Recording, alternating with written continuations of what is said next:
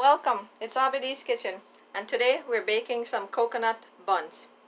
Now for this recipe, you will need all-purpose flour, some shredded or grated coconut, milk, I'm using evaporated, baking powder, nutmeg, custard powder, brown sugar, some raisins and cherries, these can be omitted, cold butter. I also have here some mixed essence, or you could also use vanilla extract. So the first thing I'm going to do is add my mixed essence into my evaporated milk. And you can use whole milk. You could use half and half, it doesn't matter. Now into my flour, I'm going to add in all of my dry ingredients and I'm going to give this a good mix. I am going to add in there my coconut, and I'm using packaged coconut shredded, but you can use fresh. Fresh is always better. I will be adding in my cold butter, and you could add room temperature butter. I've used it before. Now what you want to do is take your hands and work this butter into the flour, and you're going to incorporate it. You want to break it up. Now this is going to ensure that you have a nice flaky and soft bun. Now coconut buns is also called rock cake or rock buns in some parts of the Caribbean, and also drops. So whatever name it goes by, the ingredients are pretty much the same. Some countries or some parts of the Caribbean, they use cinnamon instead of the nutmeg, but I personally like the nutmeg because I think it adds a nice touch to the coconut. Now into here I'm going to add my milk and mixed essence extract. I'm going to pour all of it in there. Now the milk is going to get this soft and sticky, and that's how you want it to be, and your hands are the best tool for this right now.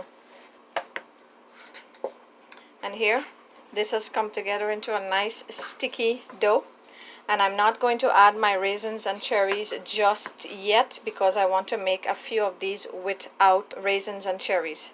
So I'm going to clean up my hands and come back. So now that I've mixed everything together here, I have a very sticky, soft dough. And what I'm going to do now is I'm going to take a tablespoon and I'm going to be scooping these into a pan that I've greased here for baking.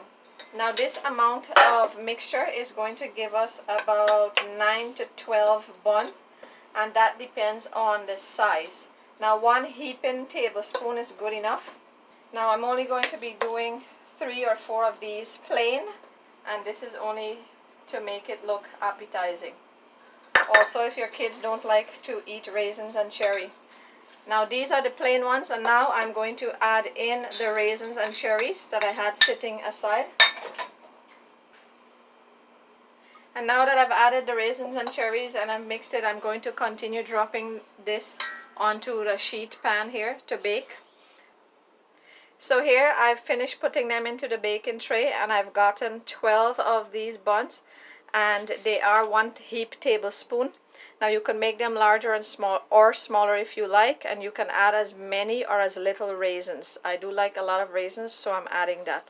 Now my oven has been coming up to temperature, and I'm going to put this in to bake for about 20 to 30 minutes or until a golden brown. You do not want to over bake these or they will become dry and crumbly.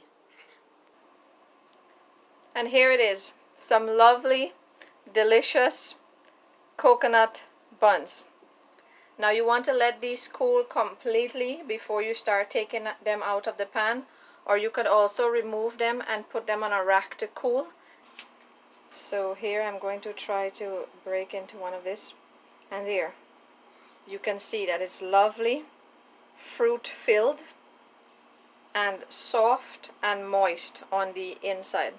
This recipe took just 5 minutes to put together and about 20 minutes to bake, so about half an hour you can have this.